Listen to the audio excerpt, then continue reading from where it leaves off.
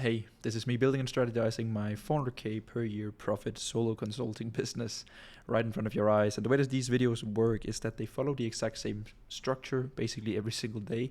I start by answering questions from the audience. This means that you can ask your question down below and then I'll answer it in tomorrow's video.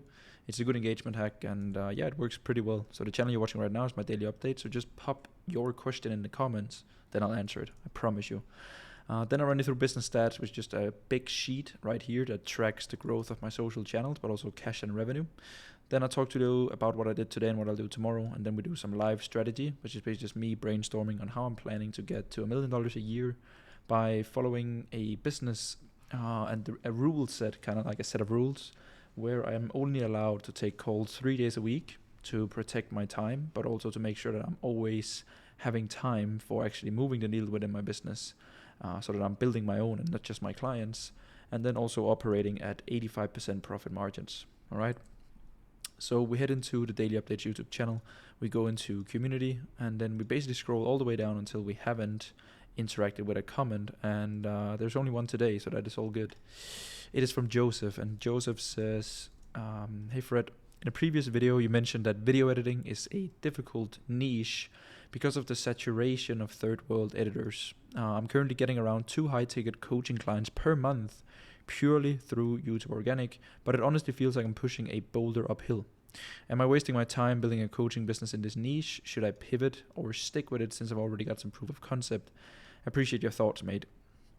Hey Joseph, so I think I've definitely mentioned this, but I don't think that it should discourage you in the way that I feel like you are a little bit discouraged. I think if you're getting 2 high ticket clients per month, bro, it means that you're probably doing some decent cash flow. I can also imagine that it's all organic. So that's very well done to you, bro. And you have 900 subs, and the first 1,000 subs is a lot hard, and then from that point on, it gets a little bit easier. So you're also over the hardest edge, right? Which is to get proof, build a skill set, and then also build a channel and a name for yourself.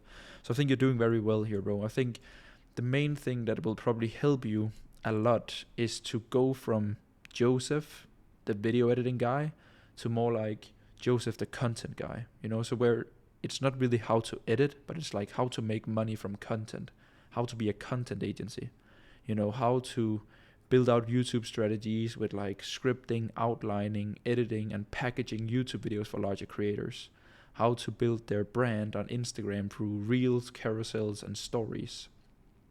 So I think the main thing that you should probably look into, Joseph, is instead of, because how to video edit is kind of like ruined a little bit by Iman and this like whole clipping industry of like fast-paced short form, $20 per edit, and then third world countries, and then you just let's go edit, let's say 100 videos per month at $20 each, and then it's like you make $2,000 a month, right? So I think, bro, what you want to transition from is that you are good at content, you're good at titling and packaging, and you understand editing, how to like create feelings within people through content. So what you want to do is that you just want to make sure that your communication focuses around you teaching other people how to benefit from the 8th wonder of the world, which is content. If you don't want to build your own brand, you can build it for others, and then you can build your own brand and then transcend like you, Joseph. So I think transition more into benefit from content, how to become a content agency, instead of how to learn how to be a video editor. All right, bro.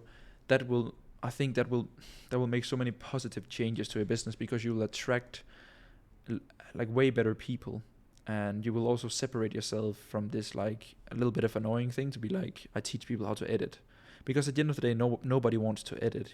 People want to make money. But if they believe in you, bro, they believe that editing is the way. But if they already believed in you, then you're over the hardest point. Because if then you tell people that, bro, editing is just like 10% of it, right? You can make the best edit in the world, but if there's no strategy in the content, then your clients won't stick around, because then you're a commodity. So I think that framing, bro, will do wonders for you. And I wish you the best of luck. Let me know what you think, bro. Then we can bounce ideas back and forth here.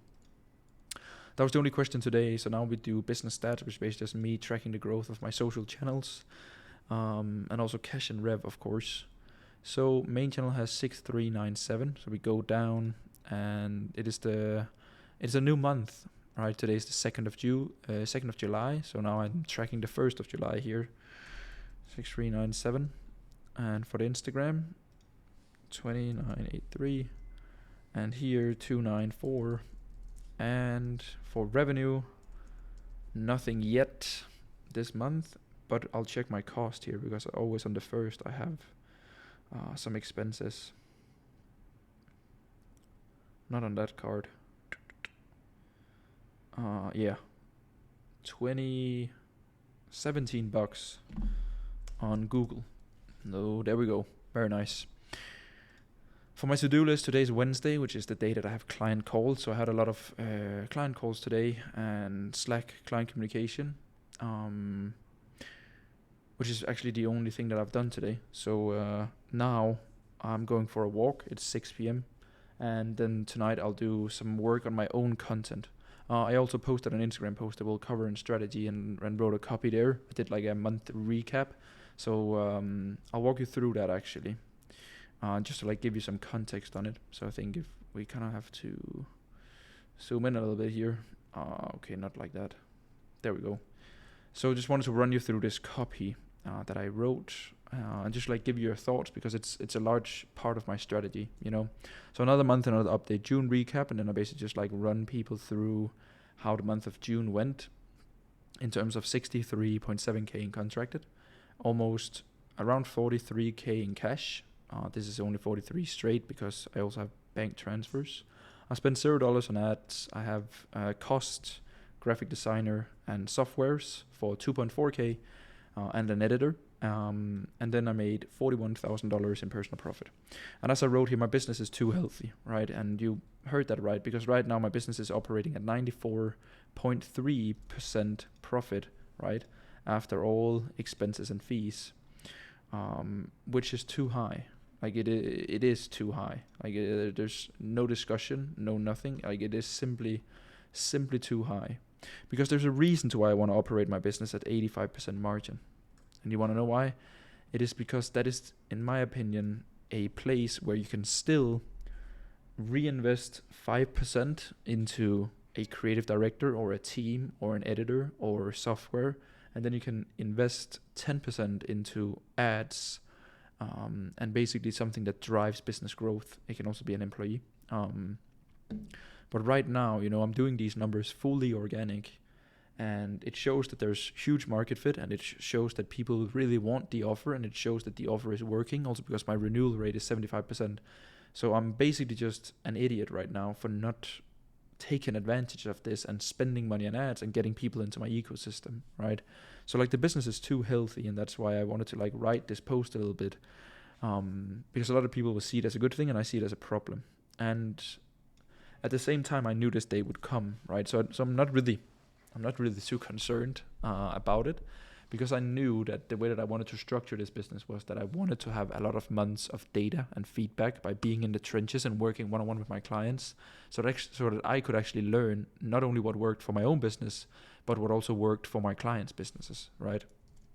And you can see just like I don't share all the wins inside of the community because I don't mind posting stories right now, but you can see in just like the matter of 3 days, from June 27th and then June 30th, we had Gustav signing a $15,000 client, and like 3 days later, Banid also signed a $15,000 client. You know, so like I know this.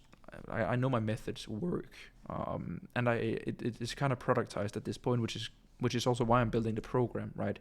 Because it's like I know what works and I know what doesn't work, because I've done it for 25 businesses outside of my own, and they're all consultants, you know, in fitness, in mindset, in business consulting, whatever it is. Okay, so then that was the whole point of me being so involved in my clients' businesses, was so that I could really learn everything that worked and what didn't. Because now I can step back for 8 weeks where I'm taking all that info and then I'm putting it into a program, which means that I can then open up for new people so that I can work with them, and then I can give them the same results without having to spend as much time as I'm doing now on the individual person, right?